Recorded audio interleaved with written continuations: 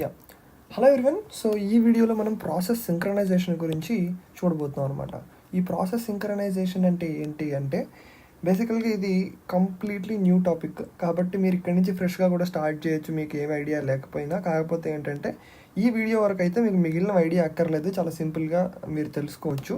But previously మనము multi level feedback queue గురించి video చేశాను. ఆ వీడియో మీరు చూడకపోతే కనుక ఒకసారి చూడండి. దట్ ఈస్ 37 అనమాట. I'm sorry, it is 38. Part 38 ఇది. సో ఇప్పుడు ఫస్ట్ మనము ప్రాసెస్ సింక్రనైజేషన్ అంటే ఏంటనే తెలుసుకుందాం ఈ వీడియోలో. దాని తర్వాత మనము పీటర్సన్ సొల్యూషన్స్ ఇలాంటివన్నీ కూడా, సెమాఫోర్స్ ఇలాంటివన్నీ కూడా మనం ప్రాసెస్ సింక్రనైజేషన్లో మల్టిపుల్ టాపిక్స్ తెలుసుకుందాం అనమాట. సో ఫస్ట్ మనము ప్రాసెస్ సింక్రనైజేషన్లో మీకు తెలియాల్సింది ఏంటి అంటే మనకి 2 టైప్స్ ఆఫ్ ఎగ్జిక్యూషన్స్ ఉంటాయి. మీరు ఏదైతే ఆపరేటింగ్ సిస్టమ్స్ గురించి మీకు నాలెడ్జ్ ఉందో అది ఒక 10 minutes ఈ వీడియో లెంత్ వరకు మీరు పక్కన పెట్టేసేయండి. నేను చెప్పేది మాత్రమే జాగ్రత్తగా వినండి, ఓకే? సో దీంట్లో ఫస్ట్ మనకి 2 ప్రాసెస్లు ఊహించుకోండి. ఈ 2 ప్రాసెస్లు ఒకదాని తర్వాత ఒకటి ఎగ్జిక్యూట్ అయితే దాన్ని సిరీస్ ఎగ్జిక్యూషన్ అంటాం. ఎగ్జాంపుల్ చెప్పాలి అంటే ATM withdrawal. Okay, ATM withdrawal ఏంటంటే ఇప్పుడు నేను వెళ్ళి మనీ విత్డ్రా చేస్తాను, నా తర్వాత ఇంకొకళ్ళు వెళ్తారు, అంతేకాని నా ట్రాన్సాక్షన్ మధ్యలో మీరు వచ్చేసి మళ్ళీ విత్డ్రా చేయలేరు కదా మీ అకౌంట్లో నుంచి, క్యాన్సిల్ చేయకుండా ట్రాన్సాక్షన్ని. సో అది సిరీస్ ఎగ్జిక్యూషన్ అనమాట. సిరీస్ ఎగ్జిక్యూషన్ అంటే ఒకదాని తర్వాత ఒకటి, అంటే 2 అనేవి ఇంటరాక్ట్ అవ్వవు ప్రాసెస్లు అనేవి ఏ టైంలో కూడా. ఓకే, ఇది మనకి బ్యాచ్ ప్రాసెసింగ్లో ఉపయోగపడుతుంది. అలాగే క్రెడిట్ కార్డ్ బిల్ జనరేషన్లో మనము రియల్ వరల్డ్లో వాడతాం అనమాట. గుర్తుపెట్టుకోండి, ఎక్కడైనా మీరు రాయాల్సి వస్తే కనుక definitely you can use the credit card bill generation, లేకపోతే టికెట్ జనరేషన్, లేదంటే ట్రైన్లో చార్ట్ జనరేషన్లు, ఇవన్నీ కూడా సిరీస్ ఎగ్జిక్యూషన్లో జరుగుతాయి. అంటే ఒకదానితో ఇంకోదానికి జనరేషన్ అని చెప్తున్నాను, టికెట్ బుకింగ్ కాదు, టికెట్ జనరేషన్. ఓకే, అంటే టికెట్ జనరేషన్ అంటే ఎలా జరుగుతుంది అంటే ఫస్ట్ అన్ని బ్యాచ్లో వెళ్తాయి, ఆ బ్యాచ్ మొత్తం ఒకేసారి ఎగ్జిక్యూట్ అయిపోతుంది అనమాట. ఈ వెళ్ళేవి ఈ అన్ని బ్యాచ్లో ప్రాసెసర్ దగ్గరికి ఎలా వెళ్తాయి అంటే ఈ బ్యాచ్ ఎలా లైన్లో ఉండాలి అనేది అది వేరే ప్రాసెస్. ఓకే, ఇప్పుడు సరే అదంతా కన్ఫ్యూజ్ అవ్వద్దు, మీరు ఏటీఎం గుర్తుపెట్టుకోండి, అలాగే లేదంటే క్రెడిట్ కార్డ్ బిల్ జనరేషన్ గుర్తుపెట్టుకోండి. టికెటింగ్ అంటే మళ్ళీ అదొక సపరేట్ డిఫరెంట్ ఐడియాలజీ, మొత్తం అంతా చాలా ఎక్స్ప్లెయిన్ చేయాల్సి వస్తుంది కాబట్టి అది మర్చిపోండి. సో ఇప్పుడు నెక్స్ట్ ఇంకొక టైప్ ఆఫ్ ప్రాసెస్ ఎగ్జిక్యూషన్ ఏంటంటే parallel process execution. Parallel execution విషయంలోకి వచ్చేటప్పటికి ఇది చాలా ఇంట్రెస్టింగ్గా ఉంటుంది. చూడండి, ప్యారలల్ ఎగ్జిక్యూషన్ అంటే 2 ప్రాసెస్లో మనకి ప్యారలల్గా ఎగ్జిక్యూట్ అవుతాయి. నేను ఎలా చెప్తున్నానంటే 2 ప్రాసెస్లు ఎప్పుడు రిసోర్స్ దగ్గర అంటే సిపియూ దగ్గర ఉండవు. కాకపోతే ఏంటంటే మనకి ఆ 2 ప్రాసెస్లు ఒకేసారి ఉన్నట్టుగా అనిపిస్తుంది. బికాజ్ ఒక సిపియూ మనకి ఒక ప్రాసెస్ ఎగ్జిక్యూషన్ టైం నానో సెకండ్స్లో ఉంటుంది. నానో సెకండ్స్ అంటే మీకు తెలుసు కదా, ఒక సెకండ్ లోపల చాలా చిన్న పార్ట్ కాబట్టి మనకి ఒకేసారి ఉన్నట్టుగా అనిపిస్తుంది, కానీ ఒకేసారి ఉన్నట్టు కాదు. దాన్ని మనము ఏమంటాము, ప్యారలల్ ఎగ్జిక్యూషన్ అంటాం అనమాట. సో ఇప్పుడు ఈ సైమల్టేనియస్ ప్రాసెస్ ఎగ్జిక్యూషన్ ఏదైతే ఉందో మీకు ఎగ్జాంపుల్ కావాలి అంటే ఒక ప్రొఫెసర్ని మీరు రిసోర్స్ అనుకోండి, అంటే సిపియూ అనుకోండి, resource are CPU.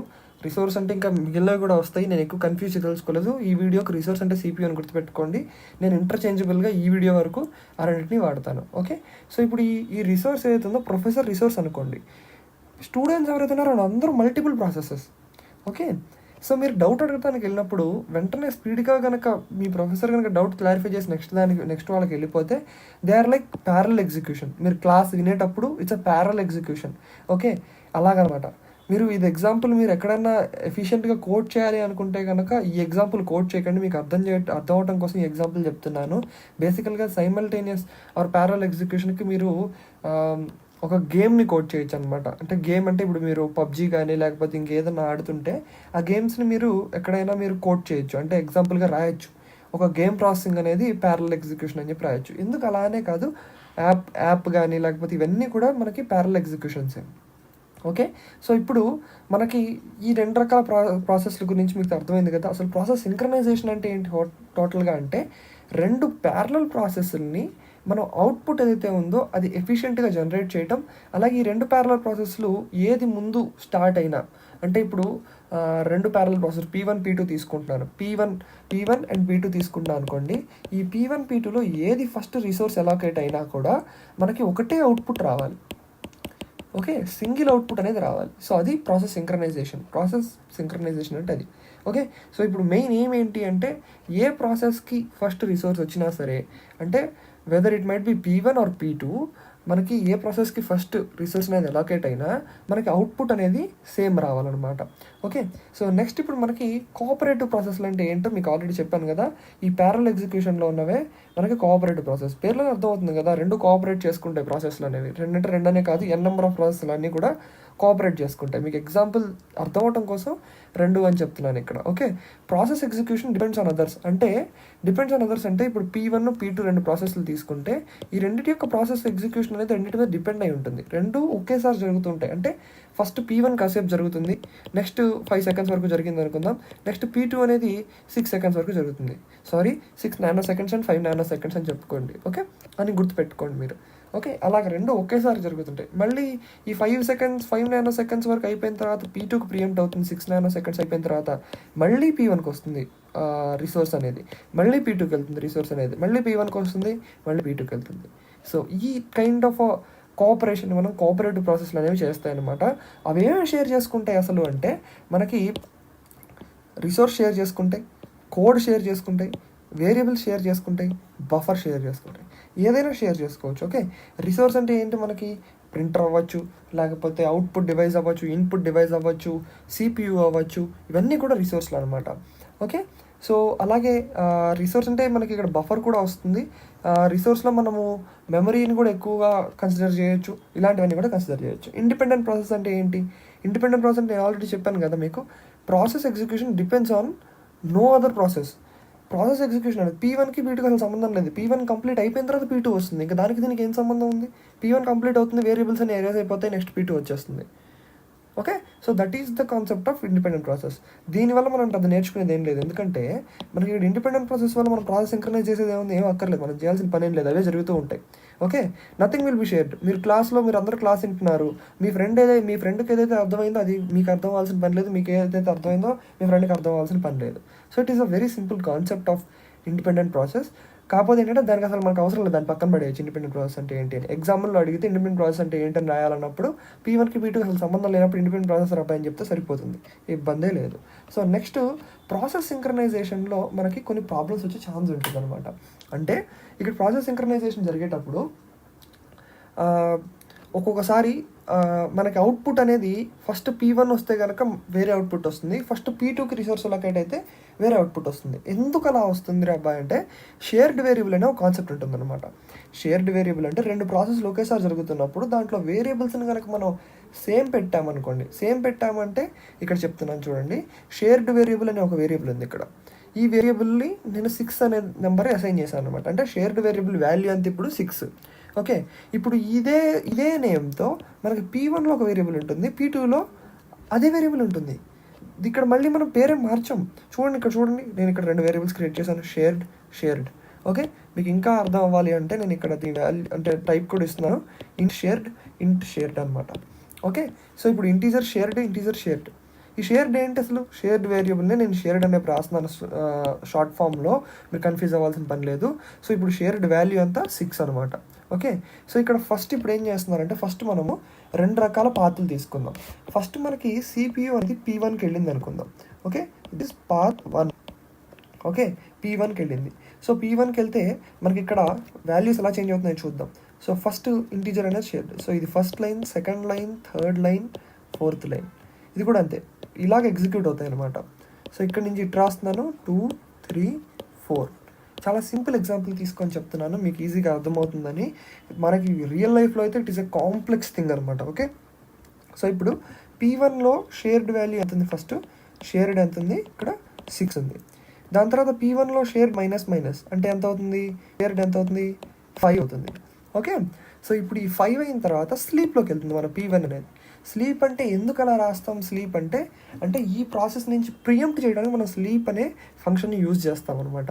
Okay, sleep అనే ఫంక్షన్ని మెయిన్ యూజేజ్ ఎందుకు అంటే ఈ ప్రాసెస్ని స్లీప్లోకి పంపిస్తే వేరే ప్రాసెస్కి CPU అలొకేట్ అవుతుంది. సో ఇప్పుడు మన CPU అనేది P2కి అలొకేట్ అవుతుంది. అర్థమైంది కదా.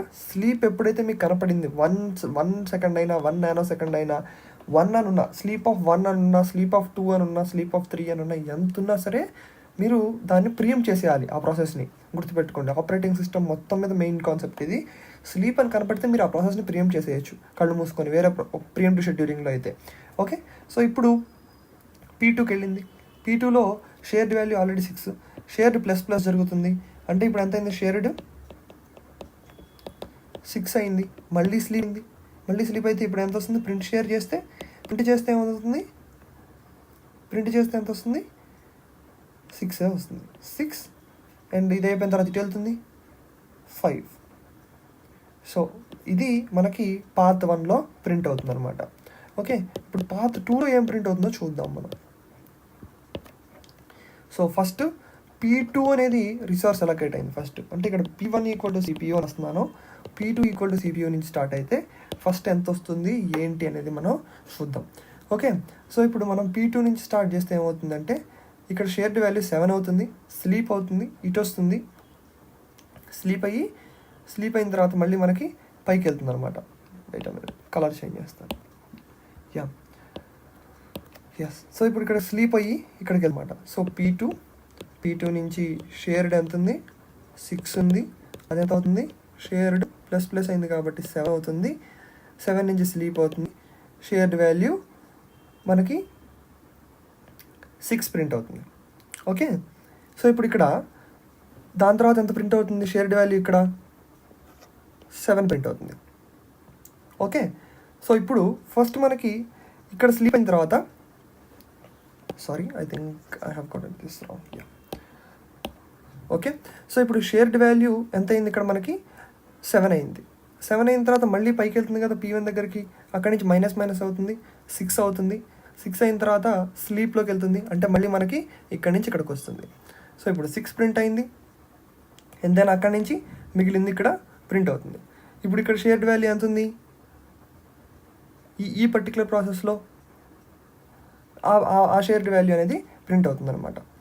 ఓకే, సో ఇప్పుడు మీకు అర్థమైంది కదా, 6 7 ప్రింట్ అయింది. కానీ ఇక్కడ రెండు అవుట్పుట్లు ఒకటి కాదు కదా. So that is the problem of